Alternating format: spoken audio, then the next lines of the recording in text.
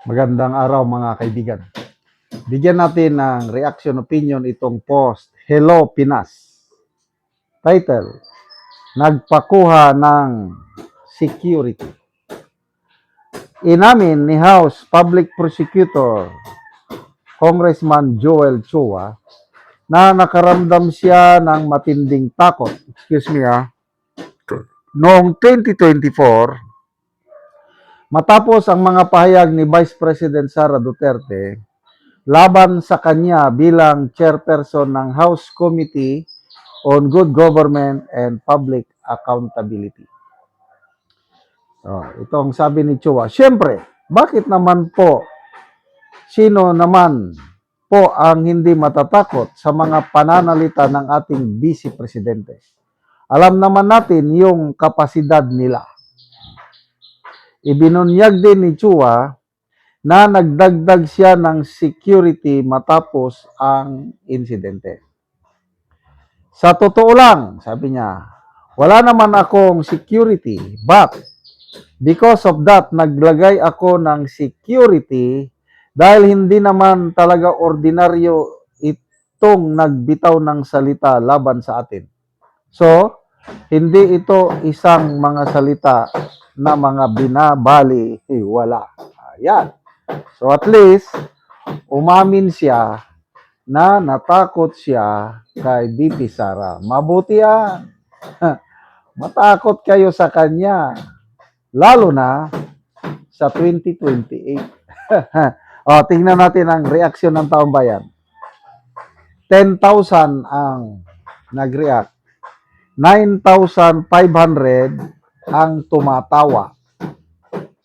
So 95% tinatawanan itong si Chua. 813 lang ang nag-like sa kanya. So anong tawag doon? Nirisi Gaba? Kung wala kang ginawang kasalanan, bakit ka matatakot? Aloha, mga comments. Do not do unto others what you do not want others would do unto you. Kuya Juan na si Sir. You are not included in the threat mindset ba? Because if you have clear conscience, you're not afraid at all though the heavens fall. Nagsimula ang galit ni VP Sara dahil sa ginawa nila sa Quadcom. Quadcom ba yun?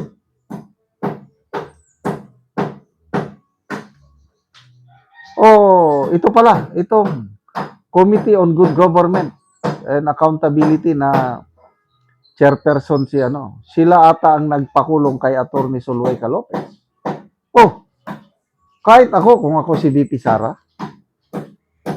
kinulong nyo, tapos ito na ang sukdulan sa galit ni VP Sara, not so much doon sa pagkulong sa House of Representatives.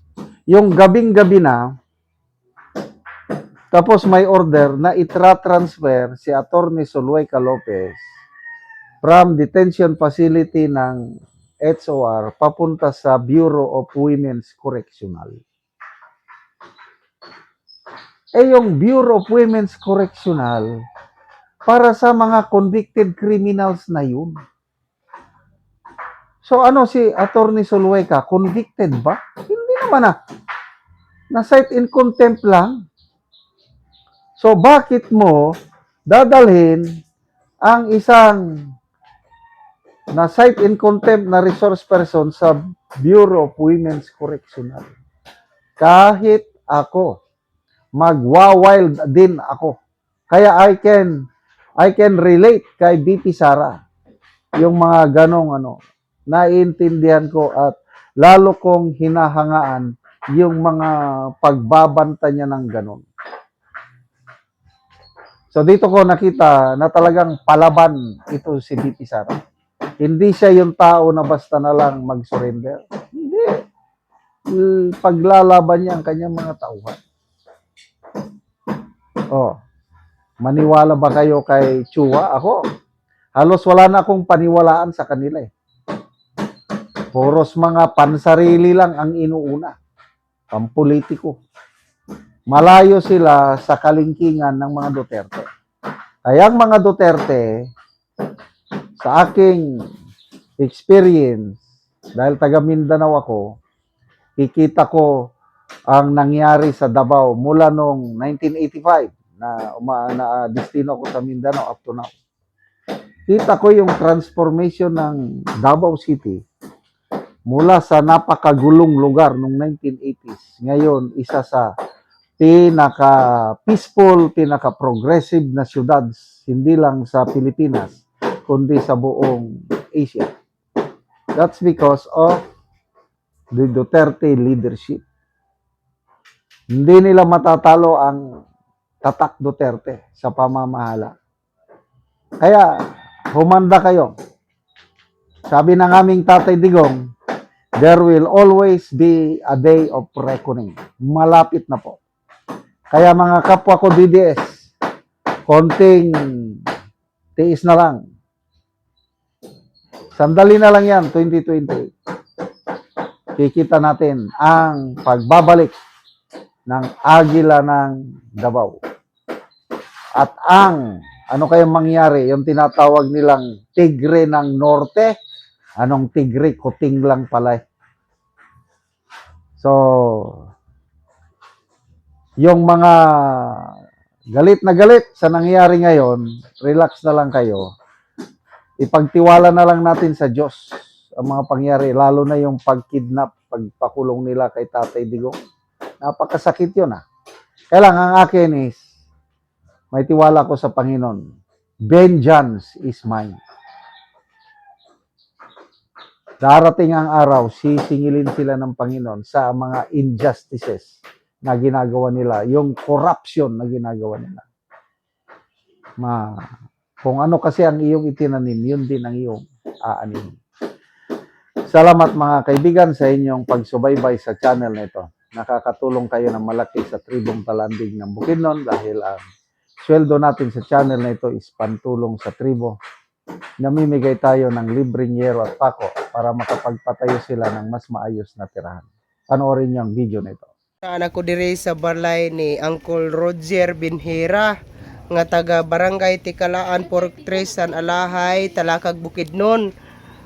So muna ni ang itsura sa iyang atop nga mga dagko na og buslot og muna ni ang iyang atupan karon.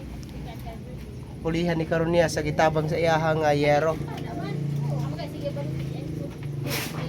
So kini si Uncle usa ni siya ka balo.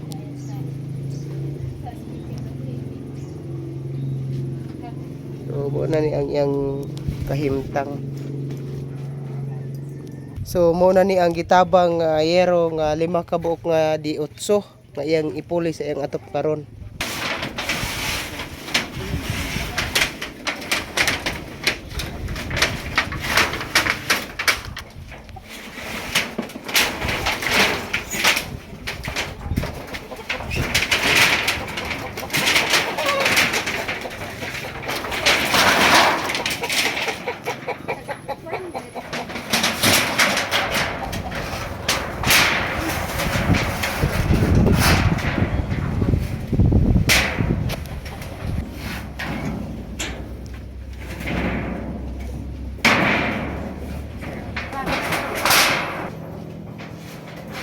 Ug karon humanagid sa pag-atop ang ginatabang nga yero.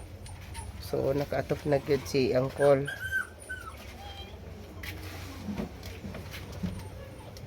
Salamat sa Ginoo nga nakatop na gyud ko sa akong kusina nga gaulan na. Sa pagtungod sa pagtabang sa inuganian. Pagtabang sa sin. So pila na to ka tuig Col ang imong atop nga yero nga mabuslot na? At 20 na katuig ang akong atop nga sin nga buslot na. 20 na to ka tuig. Oo, so nga naman Col sulod sa 20 na ka tuig wala gyud ka nakapuli og atop. Wala ko nakapuli sa akong atop tungod sa akong mga bata nga eskwela. Tungod lagi sa kalisod na inayom-ayom tanan ang pangita. Pag yun yung natabang para sa ako Salamat yun kayo sa Ginoo. Salamat kayo, Col.